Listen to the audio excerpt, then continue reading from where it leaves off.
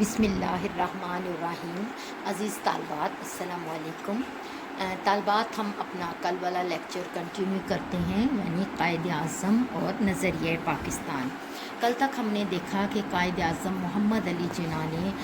23 مارچ 1940 میں جو قرارداد لاہور پیش کی گئی اور اس میں قائد اعظم نے جو اپنا صدارتی خطبہ دیا، وہ اصل میں دو قومی نظریے کی نہایت وضاحت کے ساتھ جو ہے وہ اس کی تعریف و توضیح تھی کہ کس طرح ہندوستان کے مسلمانوں نے کس وجہ سے اپنے لیے الگ وطن کا مطالبہ اور اس کا فیصلہ کیا، کیونکہ اس کے پیش نظر مسلمانوں کے پیچھے بہت سی باتیں تھیں۔ چنانچہ قائد اعظم نے اپنے اس خطبے میں اسلام کی عظمت، قرآن کی عظمت اور اسلام جو ہے وہ ایک مکمل ضابطہ حیات ہے، اس حوالے سے نہایت تفصیل کے ساتھ قائد اعظم نے جو ہے وہ پیش کیا۔ قائد اعظم نے بتایا کہ اگرچہ تاریخ میں اسلام کے ساتھ بڑے موقع پر چھیڑ چھاڑ کی گئی، اور وہ چھیڑ چھاڑ اس طرح کے مغل بادشاہ اکبر کے دور میں اس کے دو ناعاقبت اندیش وزیر تھے، انہوں نے دین الہی کے نام سے ایک فتنہ جو ہے وہ بادشاہ کو خوش کرنے کے لیے بنایا،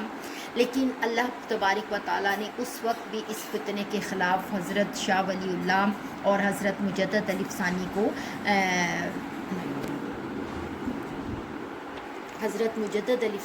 اس وقت اللہ تعالیٰ نے یہ ذمہ داری سونپی کہ وہ اسلام اور غیر اسلام کا فرق واضح کریں اور اسلام کی حقانیت لوگوں کے سامنے پیش کریں۔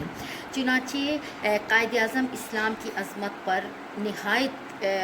پختہ یقین رکھتے تھے۔ آپ نے فرمایا کہ کوئی اچھی چیز ہے تو عین اسلام ہے، کیونکہ اسلام کا مطلب ہی سلامتی اور انصاف ہے۔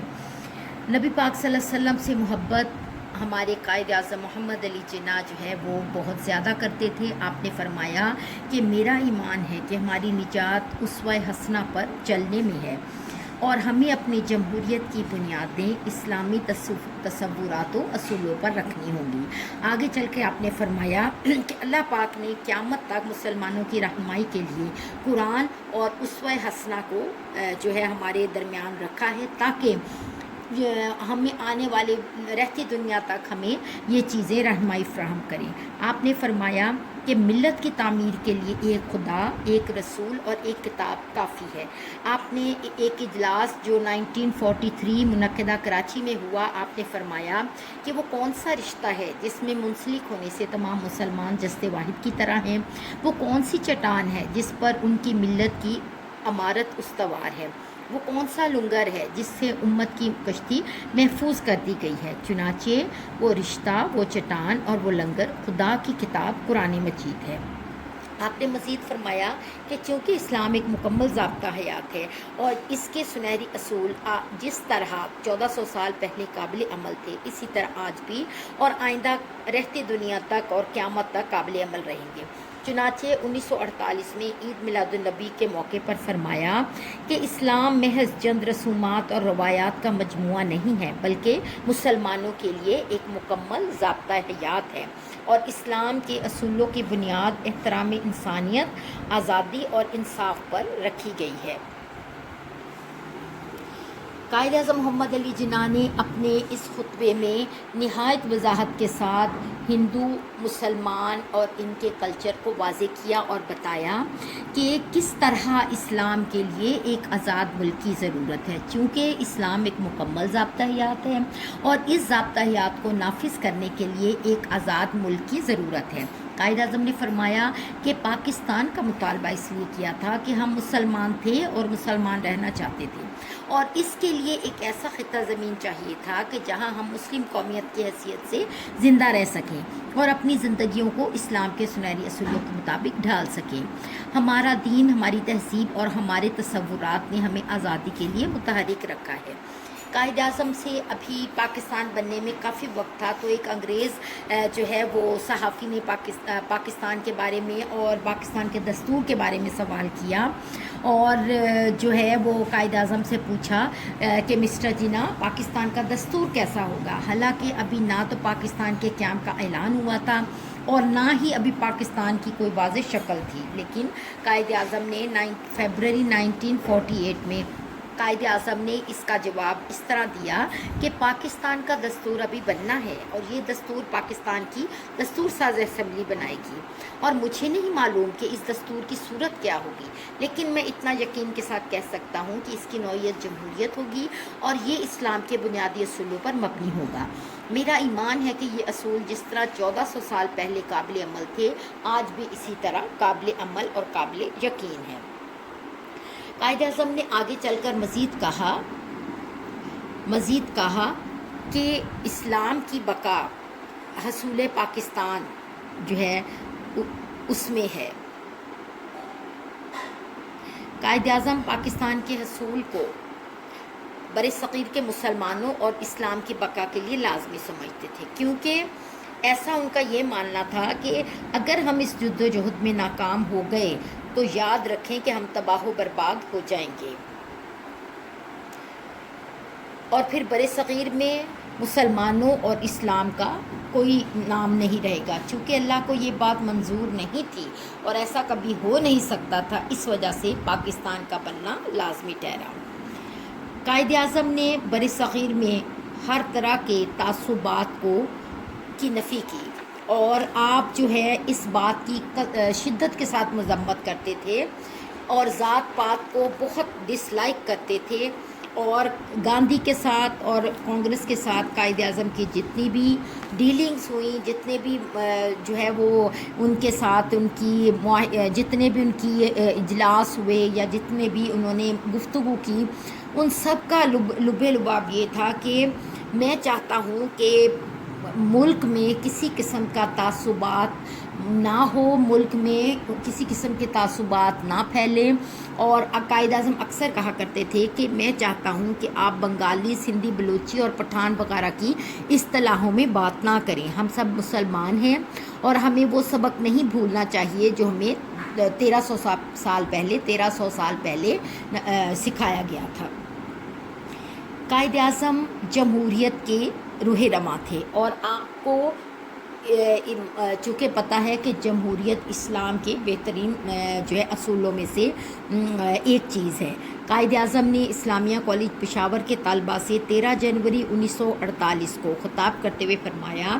کہ ہم نے پاکستان کا مطالبہ ایک زمین کے ٹکڑے کے لیے نہیں کیا تھا، بلکہ ہم ایک ایسی تجربہ گاہ حاصل کرنا چاہتے تھے جہاں ہم اسلام کے اصولوں کو آزما سکیں اور اسلامی جمہوریت کو نافذ کر سکیں۔ قائد اعظم بہت ہی کھلے دل و دماغ کے تھے، انسان تھے، اور آپ پاکستان میں آپ نے سب سے پہلے اس بات کو پسند کیا کہ ہم اقلیتوں کو بھرپور تحفظ دیں گے۔ قائد اعظم کو ایسا خیال کیوں آیا؟ کیونکہ مسلمان بھی ہندوستان میں ایک اقلیت تھے، اگرچہ وہ پرومیننٹ اقلیت تھے، لیکن اقلیت کا چونکہ انہوں نے وہ ساری زیادتیاں اور ساری مصیبتیں جھیلی ہوئی تھیں، تو اس لیے قائد اعظم اس بات کو اچھی طرح سے سمجھتے تھے کہ اقلیتوں کے لیے کسی بھی جگہ محفوظ ہونا اور ان کے حقوق اور مفادات کا تحفظ کرنا کتنا ضروری تھا۔ اس وجہ سے قائد اعظم نے ہمیشہ اقلیتوں کے لیے بہت زیادہ